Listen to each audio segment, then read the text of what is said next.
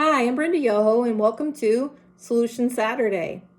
So, today we're going to talk about the power of our words. So, it's time for back to school. I know my grandkids are back to school, and I know many others are getting ready to go back to school. So, it's important to talk about the power of our words. Now, as we go back to school, we're going to think about what's the big deal about the power of our words. Well, when I think about two rules, I introduce that as I want everybody to feel good and I want everybody to feel safe. Now, I tell the kids right away that they always have a choice in what they say and what they do. So I want to talk a little deeper about that because not only do kids have choices in what they say and do, so do we as adults influencing them as parents and as teachers and any staff member who's working with kids. So I want to take a little bit of time to really talk about that because I don't think we spend enough time talking about communication and how we really talk with our children and how we utilize language each day. Now, I don't know about you, but when I was a kid, I heard sticks and stones may break my bones, but words will never harm me. And that was so untrue because really, words do hurt. Have you ever had that experience in your life as a child?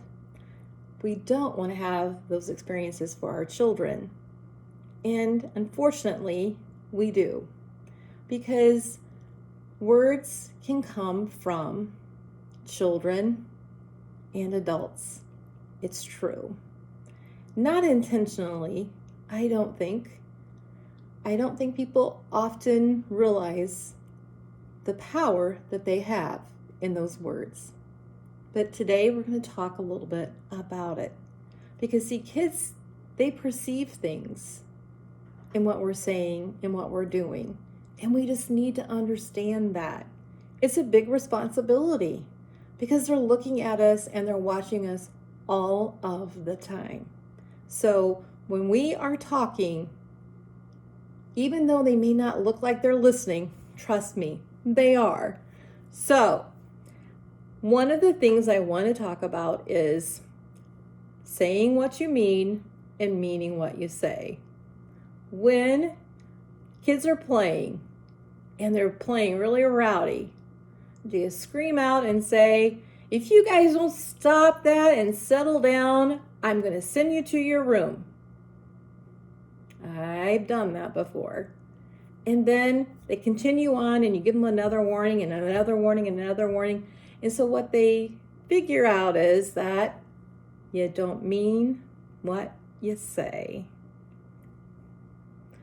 Teachers, same thing. We've done the threats before too. If you don't do this, I'm going to call home. If you don't do this, I'm going to send you to the principal. If you don't do this, we've done it too. And what I've told teachers before is that you're giving your power away because you're saying, I can't handle you, so I'm going to send you to somebody else. Big message to the kids. One of the things that the kids need to know is that this is a learning environment that they can feel safe and good in, and that they can trust you. Because what you say is what you're going to do. And you mean it. So be direct and be authentic in everything you say and do. One of the other things that I feel like is so important in what we do is the tones in our body language. Now, I have a strong voice, and I know it, but I don't think about it when I'm talking. And especially if I'm trying to reprimand someone, or if I get a little agitated, it sounds like I'm yelling at them. Really, it does, because my voice can escalate. Even though I'm not yelling, because if I start to yell, they can hear me 2 counties away, I think. I've never had to use a microphone even with a crowd of 602 students. I've never used them. I don't really need to. You can hear my voice. Even though I was a shy little weak girl growing up, I developed a strong voice somewhere along the line. So I'll give you an example. Johnny was messing around in the classroom, tripped and fell, and knocked over a whole stack of mailboxes, and all the papers went flying everywhere. It was a huge mess. So I talked very sternly to him about what just happened, and I talked very long. Johnny goes home and tells parents. Parents call, want to come in. We talk. They're upset because he's upset. I yelled at him. I didn't yell at him. I just talked sternly. Doesn't matter, because he perceives and thinks I yelled at him. So I need to fix it, because perceptions are perceptions, and it's so important to acknowledge that we need to know that we can fix that, and we need to assure the parents that we can. And so we need to do that and let them know that we can help them to feel good and safe, and we would apologize.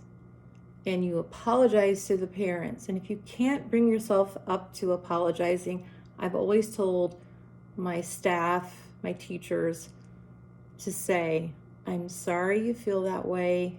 I'm going to fix it. I'm going to talk to him and apologize for him thinking that I yelled at him, and he'll feel good and he'll feel safe. And we'll make sure that it doesn't happen again.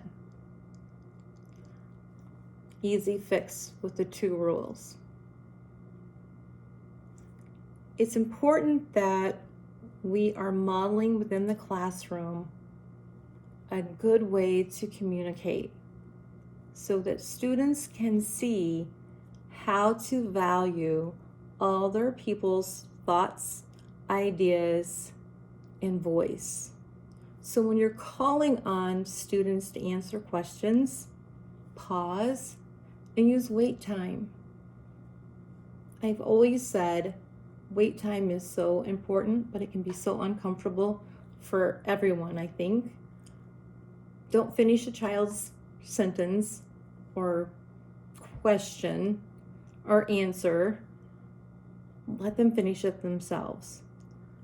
We show value to the individual, and other kids will show value as well. We respect them as a learner, and other kids will do the same. Don't repeat what they've said. That devalues them. If someone didn't hear them, remind them they need to be listening. Ask the student to repeat what they said. Don't you repeat it. It's important that they value the learning community and their fellow students, and keep making sure that everyone has an opportunity to speak. All of the individuals in the classroom are part of the learning community, everyone. And make sure that we are valuing each one. One of the other things is about feedback. It is so important to value and respect each individual and what they are doing and how they are growing. So I don't want to hear, good job, Sally. Way to go, Brian. Specific. I really liked how you were able to do that double-digit addition. You caught on to that very fast. I wonder how you will do with triple-digit.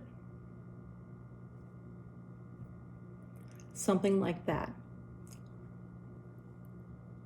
a direct feedback that tells them specifically things that they're doing correctly.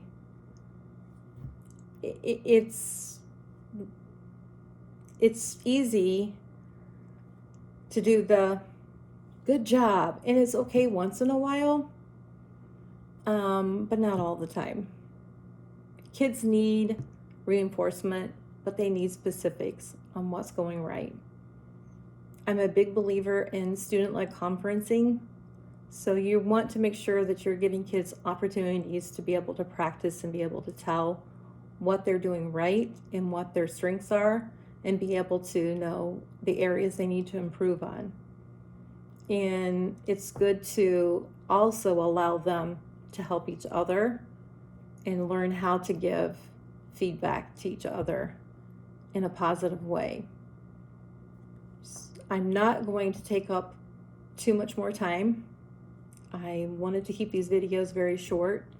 I want to let you know that I will provide some resources at my website, brendayoho.com.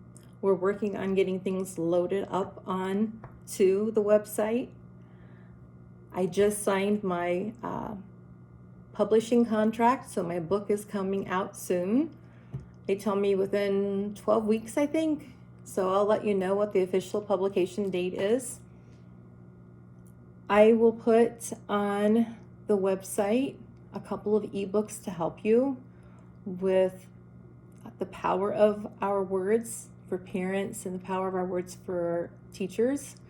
It's so important to be able to help our children understand communication and understand how to be a positive part of your home, our community, and our learning community. Communication is so important, and for them to be able to be great speakers, we'll talk about that another day, but I really do want our kids to learn how to be great speakers, because they can. They've got so many ideas and so much to talk about because they're doing all of this when they should be doing this and a little bit of this or writing. So I will see you next time on Solution Saturday. Thank you.